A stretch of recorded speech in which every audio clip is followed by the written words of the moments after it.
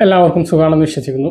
Daily അപ്ഡേറ്റിലേക്ക് എല്ലാ ആളുകൾക്കും സ്വാഗതം. നാളെ ജനുവരി 23 തുടർന്നുള്ള ദിവസങ്ങളിലും നിങ്ങൾ ശ്രദ്ധിക്കേണ്ട വളരെ പ്രധാനപ്പെട്ട കാര്യങ്ങളാണ് ഈ ഒരു വീഡിയോയിൽ വ്യക്തമാക്കുന്നത്. വീഡിയോയുടെ വിശദാംശങ്ങളിലേക്ക് കിടക്കുന്ന മുമ്പ് കൂടുതൽ ആളുകളിലേക്ക് ഇൻഫർമേഷൻ എത്താൻ ഷെയർ ചെയ്യുക, ലൈക്ക് ചെയ്യുക. ഫേസ്ബുക്കിലൂടെ കാണുന്ന ആളുകൾ ഫോളോ ചെയ്യുക. വീഡിയോയുടെ വിശദമായ വിവരങ്ങളിലേക്ക് വരാം. സംസ്ഥാനത്ത് സ്വർണ്ണവിലയിൽ വൻ കുതിപ്പ്.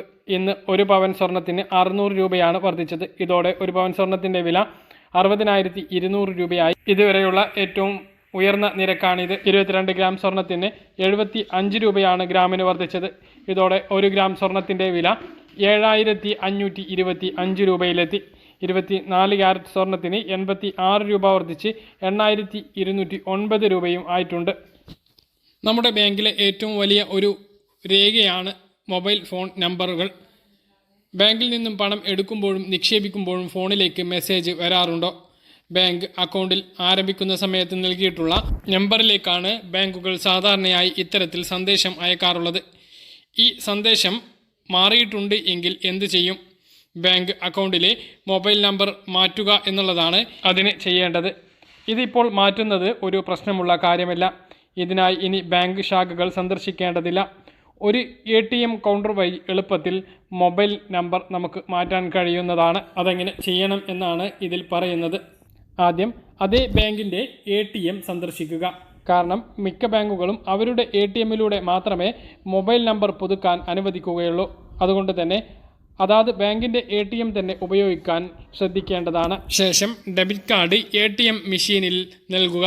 നിങ്ങളുടെ പിൻ നമ്പർ നൽകിയതിന് ശേഷം സ്ക്രീനിൽ കൂടുതൽ ഓപ്ഷനുകൾ എന്നുള്ളിടത്ത് ക്ലിക്ക് ചെയ്യുക. ആ ഓപ്ഷനിൽ മൊബൈൽ നമ്പർ അപ്ഡേറ്റ് എന്നുള്ള ഭാഗം തിരഞ്ഞെടുക്കുക. മാറ്റാൻ ഉദ്ദേശിക്കുന്ന അക്കൗണ്ടിലേക്ക് ലിങ്ക് ചെയ്യാൻ ഉദ്ദേശിക്കുന്ന പുതിയ 10 അക്ക മൊബൈൽ നമ്പർ നൽകുക. നൽകിയ മൊബൈൽ നമ്പർ പരിശോധിച്ചതിന് ശേഷം സ്ഥിരീകരിക്കുന്നതിന് വേണ്ടി വീണ്ടും നമ്പർ നൽകുക.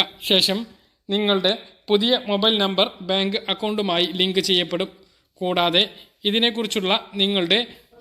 ഇതേക്കുറിച്ച് നിങ്ങളെ അറിയിക്കുന്നതിന് വേണ്ടി പുതിയ മൊബൈൽ നമ്പറിലേക്ക് ഒരു SMS സന്ദേശവും എത്തുന്നതാണ്. സംസ്ഥാനത്ത് ക്ഷേമ പെൻഷന് ഇനി ഒരു ദിവസത്തെ മാത്രം കാത്തിരിപ്പ്. വെള്ളിയാഴ്ച ഉച്ചയ്ക്ക് ശേഷം ബാങ്ക് അക്കൗണ്ടുകളിലേക്ക് തുക എത്തും. ഇതിനു വേണ്ട നടപടിക്രമങ്ങളെല്ലാം പൂർത്തിയായിട്ടുണ്ട്.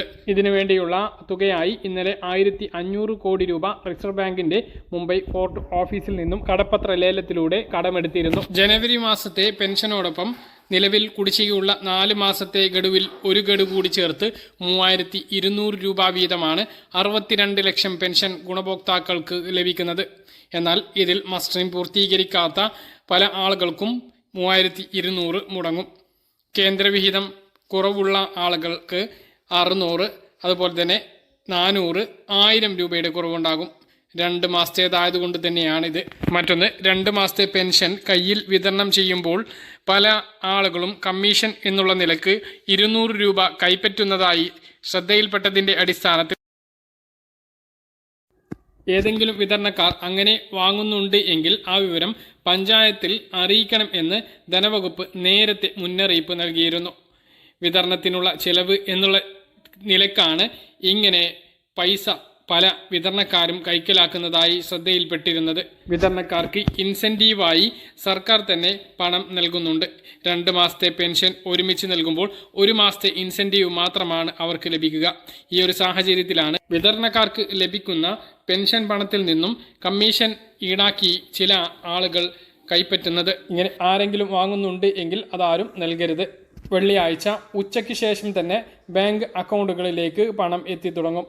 സാധാരണ പെൻഷൻ വിതരണം വൈകുന്നേരത്തോടു കൂടിയിട്ടാണ് അക്കൗണ്ടിൽ എത്താറുള്ളത്.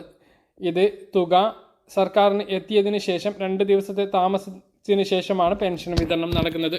അതുകൊണ്ട് ബാങ്ക് അക്കൗണ്ടുകളിലേക്ക് നേരത്തെ തുക എത്താനുള്ള സാധ്യതയുണ്ട്. വെള്ളിയാഴ്ച ഉച്ചയോട് കൂടിയിട്ട് തന്നെ അക്കൗണ്ടുകളിലേക്ക് തുക എത്താൻ തന്നെയാണ് സാധ്യത. വെള്ളിയാഴ്ച വൈകുന്നേരത്തോടു കൂടി ഉറപ്പായും എത്തിച്ചേരുന്നതാണ്. അടുത്ത അറിയിപ്പ് റേഷൻ സംബന്ധിച്ചാണ്. റേഷൻ സംവിധാനം അതീവ പ്രതിസന്ധിയിലേക്ക് പോവുകയാണ്. റേഷൻ വിതരണക്കാർക്കും കരാർ തൊഴിലാളികൾക്കും വേണ്ട വേതനം നൽകാത്തതിൻ്റെ അടിസ്ഥാനത്തിൽ റേഷൻ കടയിലേക്ക് സ്റ്റോക്ക് എത്താത്തതുകൊണ്ട് തന്നെ മിക്കവാറും റേഷൻ കടകളെല്ലാം കാലിയായിട്ടുണ്ട്. മാത്രമല്ല 27-ാം തീയതി മുതൽ അനിശ്ചിതകാല സമരം ആരംഭിക്കുകയാണ്. ഇതുകൂടാതെയാണ് ഏപ്രിൽ മാസം മുതൽ ഇപ്പോൾ സെസ് ഏർപ്പെടുത്തുമെന്ന അറിയിപ്പ് വന്നിട്ടുള്ളത്. നീല വെള്ള റേഷൻ കാർഡുകാർക്കാണിത്. മുൻഗണനേതര വിഭാഗമായ നീല വെള്ള റേഷൻ കാർഡ് ഉടമകളിൽ നിന്നും റേഷന് പ്രതിമാസം 1 രൂപ സെസ് പിരിക്കാൻ ധനവകുപ്പിന്റെ അനുമതി. ഇതേ തുടർന്ന് ഏപ്രിൽ മാസം മുതൽ സെസ് പിരിച്ചു തുടങ്ങും. റേഷൻ വ്യാപാരി ക്ഷേമ ബോർഡിന്റെ വരുമാനം വർദ്ധിപ്പിക്കുന്നത് ലക്ഷ്യമിട്ടാണ് വെൽഫെയർ ഫണ്ട് സെസ് ഇനത്തിൽ 1 രൂപ വീതം ഈടാക്കുക. ഇത് സംബന്ധിച്ച് ഭക്ഷ്യ പൊതുവിതരണ കമ്മീഷണറുടെ റിപ്പോർട്ട് ഭക്ഷ്യവകുപ്പ് കഴിഞ്ഞ ജൂണിൽ അംഗീകരിച്ചിരുന്നു. മുഖ്യമന്ത്രിയുടെ അനുമതി ലഭിക്കുന്ന മുറയ്ക്ക് ഏപ്രിൽ 1 മുതൽ സെസ് നടപ്പിലാക്കും. ഇപ്പോൾ 1 വർഷത്തേക്കാണ് സെസ് ഏർപ്പെടുത്തിയിട്ടുള്ളത്. 24 വർഷമായി റേഷൻ വ്യാപാരി ക്ഷേമനിധി ബോർഡിലേക്ക് 1 രൂപ പോലും വിഹിതമായി സർക്കാർ നൽകിയിട്ടില്ല. പകരം 14,161 വ്യാപാരികളിൽ നിന്നും 200 രൂപ വീതം ബോർഡിലേക്ക് ഈടാക്കുന്നുണ്ട്. ക്ഷേമനിധി അംഗങ്ങളായിട്ടുള്ള വ്യാപാരികൾക്ക് പെൻഷനായി 1,500 രൂപയും മാരക രോഗം വന്നാൽ ഒരു തവണ പരമാവധി 25,000 രൂപയുമാണ് സർക്കാർ നൽകുന്നത്. 1,564 വ്യാപാരികളാണ് നിലവിൽ പെൻഷൻ കൈപ്പറ്റുന്നത്. 3 മാസം കൂടുന്തോറും പെൻഷൻ നൽകാൻ 80 ലക്ഷം രൂപയാണ് ധനവകുപ്പ് കണ്ടെത്തുന്നത്. ചികിത്സാ സഹായത്തിനായി 23 ലക്ഷം രൂപയും സർക്കാർ നൽകുന്നുണ്ട്. പ്രതിസന്ധി തുടർന്ന് പെൻഷനും ചികിത്സാ സഹായവും മുടങ്ങിയതോടെ ക്ഷേമ ബോർഡിലേക്ക് ഇനി മുതൽ പണമടക്കില്ല എന്ന് വ്യാപാരികൾ കത്ത് നൽകിയിരുന്നു. തിങ്കളാഴ്ച ഭക്ഷ്യമന്ത്രിയുമായി ചർച്ച നടത്തി വിഷയം സംഘടനാ നേതാക്കൾ ഉന്നയിച്ചതോടെയാണ് സെസ് നടപടിയെടുക്കാം എന്ന് മന്ത്രി അറിയിച്ചത്. സംസ്ഥാനത്ത് നിരവധി ക്ഷേമ ബോർഡുകളുണ്ട്. ഈ ക്ഷേമ ബോർഡുകളിൽ അംഗങ്ങളായിട്ടുള്ളവർ നിശ്ചിത അംശാദായം അടക്കണം. അത്രയും തുക സർക്കാർ അടക്കും എന്നാണ് വാഗ്ദാനം. എന്നാൽ ഈ ഒരു തുക സർക്കാർ അടക്കാതെ അതിൻ്റെ ഭാരം സാധാരണക്കാരായ റേഷൻ കാർഡ് ഉടമകളുടെ തലയിൽ കെട്ടിവെക്കുകയാണ്. നമുക്ക് എല്ലാ ആളുകൾക്കും നീല വെള്ള റേഷൻ കാർഡുള്ളവർക്കെല്ലാം ഓരോ രൂപ അധികം നൽകണം. റേഷൻ കിട്ടിയിട്ട് ഇങ്ങനെ ഒരു രൂപ നൽകുകയാണ് എങ്കിൽ തെറ്റില്ല. പക്ഷേ വെള്ള റേഷൻ കാർഡിന് പലപ്പോഴും 2 കിലോ അരിയാണ് മാസം ലഭിക്കാറുള്ളത്. ഈ ഒരു സമയത്താണ് അധികമായി 1 രൂപ കൂടി നമ്മുടെ കയ്യിൽ നിന്നും ഈടാക്കുന്നത്. 1 രൂപ എന്ന് പറഞ്ഞ് നിസ്സാരമാക്കേണ്ട. ഓരോ മാസവും 60 ലക്ഷത്തോളം രൂപയാണ് ഈ ഇനത്തിൽ സർക്കാരിന് ലഭിക്കുക. അടുത്ത അറിയിപ്പ്. വേതന പരിഷ്കരണവുമായി ബന്ധപ്പെട്ട് ഭക്ഷ്യമന്ത്രി GR അനിലുമായി റേഷൻ വ്യാപാരി സംഘടനകൾ നടത്തിയ ചർച്ച അലസി.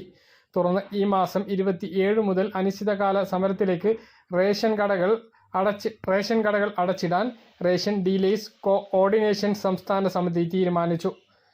ഭരണപക്ഷ റേഷൻ വ്യാപാര സംഘടനകളായ Kerala ration employees union CITU, Kerala ration employees federation AITUC എന്നിവർ സമരത്തിൽ പങ്കാളികളാകും എന്നും കേരള ഡിവിഷൻ സംസ്ഥാന committee general convener Johny Nellore അറിയിച്ചു. അപ്പോൾ ഇന്നലെ നടന്ന ചർച്ച പരാജയപ്പെട്ടതിനെ തുടർന്ന് 27-ാം തീയതി മുതൽ റേഷൻ കടകൾ അനിശ്ചിതകാലത്തേക്ക് അടച്ചിടുകയാണ്.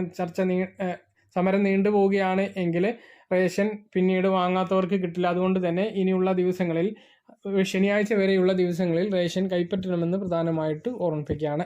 പറഞ്ഞ കാര്യങ്ങൾ കൃത്യമായിട്ട് മനസ്സിലാകാൻ തരുന്നു. ഇതുപോലെ ഇൻഫർമേഷൻ ലഭിക്കാൻ ചാനൽ സബ്സ്ക്രൈബ് ചെയ്യുക, ബെല്ലൈക്കൺ എനേബിൾ ചെയ്ത് വെക്കുക. ഒരു വീഡിയോയിൽ നമുക്ക് വീണ്ടും കാണാം.